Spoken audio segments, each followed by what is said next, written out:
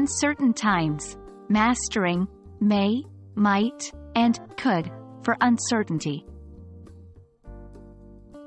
Hello, language explorers. Today, we're navigating the cloudy waters of uncertainty, specifically focusing on how we can use the modal verbs may, might, and could to express uncertainty in English. Get ready to unlock new dimensions of English language mastery. Before we dive into the specifics of these verbs, let's first understand what we mean by expressing uncertainty. Uncertainty is when we are not sure about something, a situation, or an outcome. And in English, we often use modal verbs like may, might, and could to articulate this uncertainty.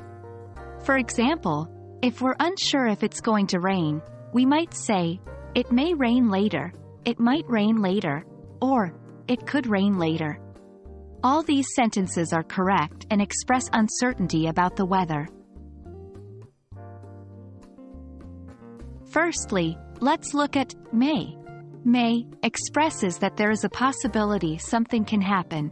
It is usually used when there is some uncertainty, but the event is still somewhat likely. For example, I may go to the gym later. There's a possibility that I will go to the gym, but I'm not sure yet. She may come to the party. There's a chance she'll come to the party, but it's not certain. Next, we have might. Might is used in a similar way to may, but it often suggests a slightly lower level of certainty or likelihood. For instance, I might watch a movie tonight. I'm not sure if I will watch a movie. It's less likely compared to the may examples. He might join us for dinner. There's a chance he'll join us, but it's far from guaranteed. Finally, let's explore could. Could also expresses a possibility, but it's often used when the event is seen as less likely than with may or might. It's sometimes used for more hypothetical or imagined situations. Let's see it in action. I could become a professional athlete. This is a possibility, but it's seen as less likely or more hypothetical. They could win the lottery.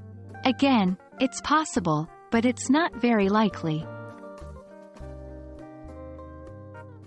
That's all for today, folks. By understanding and using may, might, and could correctly, you can express uncertainty like a pro.